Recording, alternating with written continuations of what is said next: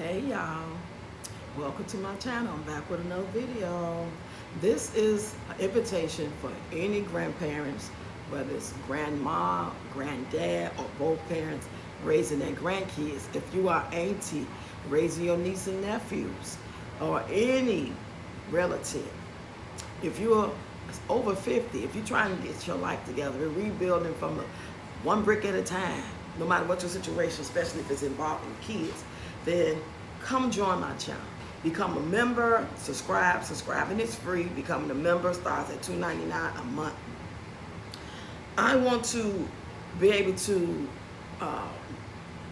connect with people with like minds, with like situations, resonating with what I'm going through because they've been through it, or they know somebody who have, or they're going through it now. So that's why I'm making this video, hoping that this be pushed out in the algorithm to people like me with similar stories, similarities. I have joined quite a few groups on Facebook. They have a lot of them. Shout out to my girl, Mommy Money Getter. She told me about it, and I know for a fact who all don't know about Facebook. You know, they've been around a long time. Family and friends. They got a lot of groups, all kinds of groups. And she just, put that in my ear, and I was like, she right, they do have groups. Let me go check it out. So I joined quite a few. I put a couple of my videos in there to brighten their day, because I know it's rough. I'm listening to their stories. A lot of them are typing out what they're going through. I didn't know what to expect from joining the group per se or anything like that. I didn't know if it was going to be personal, it was going to be heartfelt stories, it was just going to be informational. You know what I'm saying? Like a lot of these other groups. But it's really like a lot of people in here, some are anonymous and some don't care. They let you see their face and stuff. But I will never reveal it, what their names are, so I want to read one story. From time to time, I probably do this, whenever I, feel the spirit to do so, as I connect with you guys. Because the goal is for me to connect with you guys, and we build our own group off of social media.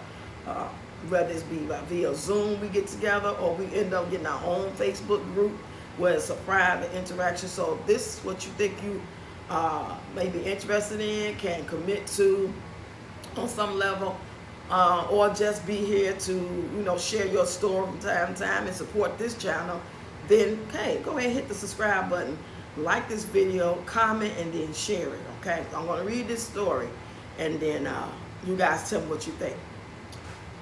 Everything I read is anonymous. I will not give out any names. She said, did I make the right decision? I have been raising my granddaughter since birth. I filed with the courts on my own to get custody of my granddaughter due to her parents being on drugs. Well, yesterday at Mom's pickup for visitation, her and her friend shows up high as a kite. Mom's words to me was, but I'm not driving. My response to Mom was, that doesn't matter, and I gave two options. I take my granddaughter back home with me, or I call the police and let them decide. She definitely didn't want the police call, so I let her talk to my granddaughter, who is 3 and cries every time at drop-off that she doesn't want to go with her mommy, for a few minutes, and then came home with my granddaughter. A little bit of a backstory is Mom is not consistent with anything the court orders her to do, and this whole situation has caused my granddaughter to develop anxiety and now has to see a therapist, court ordered. I was told yesterday from Mom that I am overreacting and that I am just trying to keep my granddaughter from her. I feel I am protecting my granddaughter from something bad happening to her. Granddaughter has recently came home from a visit with Mom and was saying how she was playing in the road by herself and her mommy was inside the house. Granddaughter also comes home and says a lot of things that goes on while she's with Mom that is very concerning. My granddaughter has never been put first or made priority in her life from Mom, and it shows. I am making the right decision. Am I making the right decision by protecting my granddaughter, or am I overreacting? I tend to believe the things my granddaughter says due to she doesn't know how to lie over the things the mom says. I feel like no child deserves all the things she has been through. I feel like no child deserves all of these things that has happened to my granddaughter in this little time she has been on the earth. And Mom likes to make the situation out to be my fault. when in reality, this isn't her first child that this has happened to. I try my best to make sure my granddaughter has a relationship with her parents, but I also can't force them to be the best parents my granddaughter deserves. Mom has also mentioned many of times that it isn't that she wants my granddaughter so she can raise her, but that she wants my granddaughter to not live with me and to be sent to another state to live with my granddaughter's sister and mom's family. Sorry if this is ranting. I'm just so exhausted with the situation, and that has never been through anything like this. So there are many stories that's similar to this, because not everyone that's raising their grandchildren is raising them due to the parents being unalive or inactive on drugs. But it's just different situations. So my heart really go out. I'm raising mine because my daughter has been unalive since 2021. I was always helping raise her. Same way the significant other or the kid's father should have been co-parenting. That has been my job. So one of the fathers passed away. But even before he passed away, he was on drugs, but he was a realist. He would tell me, like, I'm not on nothing. I'm trying to get my life together. I ain't trying to make life hard for y'all, blah, blah, blah, because I'm still trying to get me together. Then he passes away a month after my daughter. The other two fathers, one was in jail, got out, ain't did nothing. The other father's still in jail. And my thing is, I just want peace.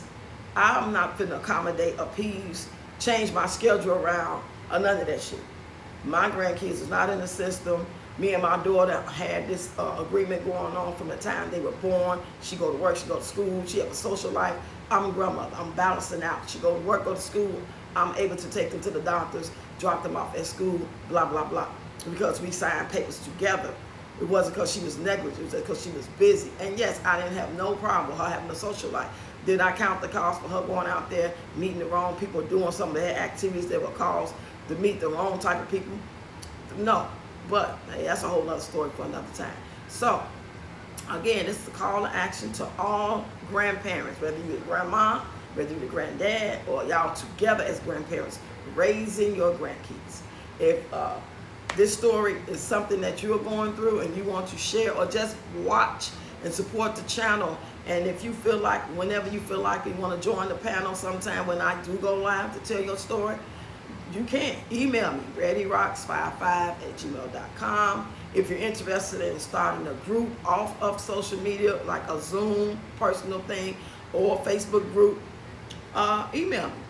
I'm going to put the I'm going to type the email on this video, okay, so you can see how to spell it. And I want you guys to contact me before the month of August is over, okay? Because in September, we're going to be on something totally different. That's my birthday month. Each day, each month, each week, I'm trying to do things differently that include the kids. Stay tuned. We're going to see y'all a little later for that video of them cooking their Alfredo, shrimp Alfredo, and some chocolate chip cookies. Talk to y'all later.